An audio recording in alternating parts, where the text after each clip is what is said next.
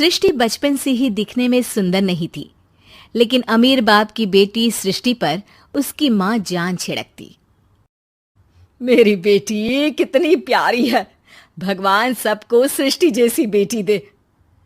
सृष्टि धीरे धीरे बड़ी होती है। एक दिन सृष्टि की सहेली कहती है, तू दिखने में कितनी अजीब सी है, लेकिन मैं जानती हूँ हम सब में सबसे अच्छी शादी तो तेरी ही होगी। तेरे पापा अमीर जो है। और बता नहीं सकते यार, दहेज तो हर कोई देता है, ये क्या ज्यादा ले जाएगी अपने पति के लिए? अरे बड़े शहर में कोठी है इसके पापा की। अरे पापा की है ना, कौन सी इसकी है? इसकी होती तब तो कोई भी लड़का इससे शादी कर लेता। अरे पापा की मतलब पापा की है तो मेरी ही है ना? किसने कहा? अब तेरी तो तब होगी ना जब तेरा भाई ना हो। वैसे भी शादी के बाद सारी प्रॉपर्टी भाई के नाम होती है। सृष्टि समझ जाती है कि उसे किसी भी हालत में माँ बाप की सारी प्रॉपर्टी को अपने नाम करना है, लेकिन कैसे? एक दिन सृष्टि का भाई शीनू कहता है, बहन क्या कर रही है? तुझसे एक बात करनी है। अरे हाँ हाँ करना, मैं तो तेरी बहन हूँ। बहन मेरी लाइफ में ना एक लड़की है, बहुत अच्छी है। मैं सोच रहा हूँ माँ और पापा से बात करूँ शादी के लिए। सृष्टि को समझ में आ जाता है कि भाई की शादी होते ही भाभी उसे एक दिन भी घर में बर्दाश्त नहीं करेगी। क्या बात है भाई, बताना कौन है वो? यार वो बहुत अच्छी लड़की है, पढ़ी लिखी है, मेरे साथ जॉब भी करती है। बस एक प्रॉब्लम है। हाँ प्रॉब्लम? क्या प्रॉब्लम है भाई? यार वो शादीशुदा है, लेकिन उसके पति ने उसे सिर्फ इसलिए छोड़ दिया क्योंकि उसके माँ बाप दहेज नहीं दे पाए। सृष्टि ये सुनकर न जाने क्यों खुश हो जाती है। अरे भाई तो क्या हुआ, लड़की तुझे तो पसंद है ना? शीनू को लगता है कि बहन उसे समझ रही है। वो इस बात से अनजान होता है कि उसकी बहन की मंशा पूरा घर हड़पने की है। सृष्टि अपनी माँ से कहती है, मम्मी मुझे तो बहुत चिंता है, पता है शीनू क्या कर रहा है? अरे क्या कर रहा है, वो तो काम पर जाता है और वापस घर आता है। नहीं ना माँ, वो यही तो नहीं कर रहा, बाकी सब कर रहा है। आपको पता है उससे प्यार है, और वो भी एक शादीशुदा लड़की से। हैं? ये क्या हो गया? मैं सोसाइटी में क्या मुंह दिखाऊंगी? अरे तेरे पापा तो यही कहेंगे कि मैंने ही उसे बिगाड़ दिया है। माँ देखो, मेरी बात मानो, पापा पर भी विश्वास करने की जरूरत नहीं है। अब आप ही बताओ, पापा इतनी देर घर के बाहर रहते हैं क्यों, बोलो? अरे बेटा वो तो नौकरी करते हैं ना। तू बहुत भोली है माँ, पापा का ऑफिस तो 7 बजे खत्म हो जाता है, लेकिन देखो कितनी देर से आते हैं। अरे नहीं नहीं बेटा, ऐसी कोई बात नहीं है। सृष्टि माँ को एक औरत से बात करते पिता की फोटो दिखाती है। देखो माँ कैसे हैं पापा, मैं ना कहती थी कि पापा सही नहीं है। मैं तेरे पापा से बात करूंगी, दे फोटो मुझे। ओ माँ वो तो डिलीट हो गई। लेकिन चल तूने तो देख लिया ना, पापा से बाद में बात कर लेना, और हाँ मेरा नाम बिल्कुल मत लेना। हाँ माँ।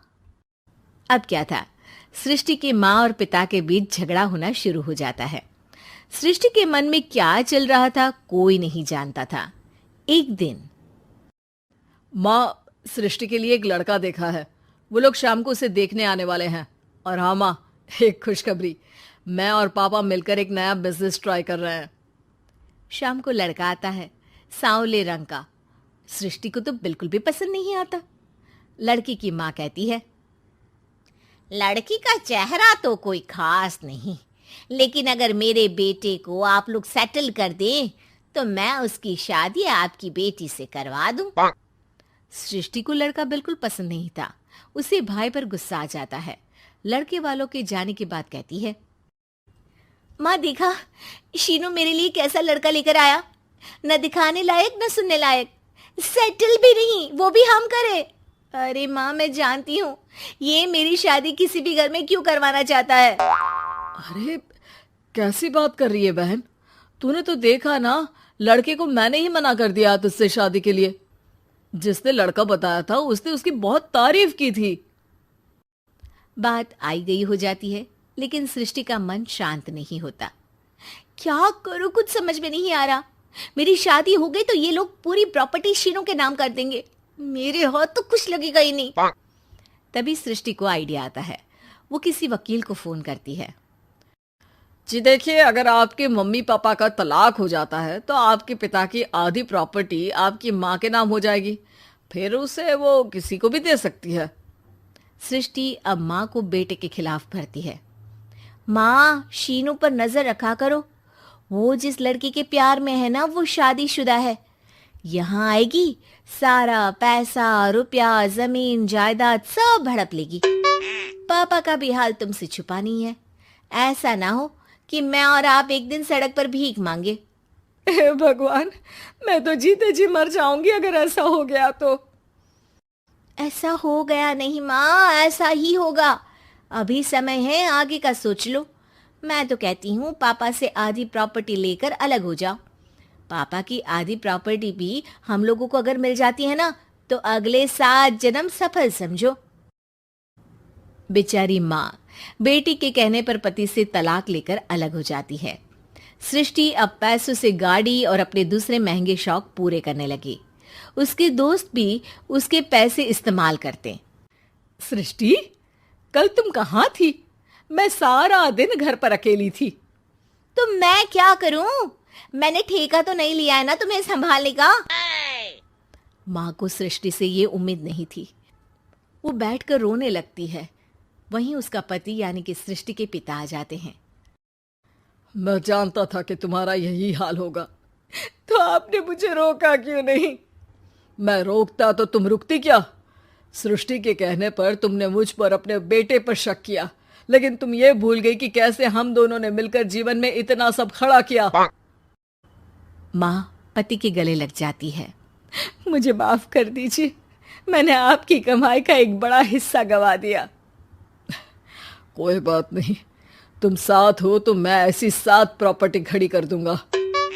तभी वहां सृष्टि आ जाती है रोते हुए। माँ, मयंक ने मुझे छोड़ दिया। वो बोल रहा था जब तक मेरे पास पैसे थे तब तक ही वो मेरे साथ था। पापा, माँ, मुझे माफ कर दीजिए।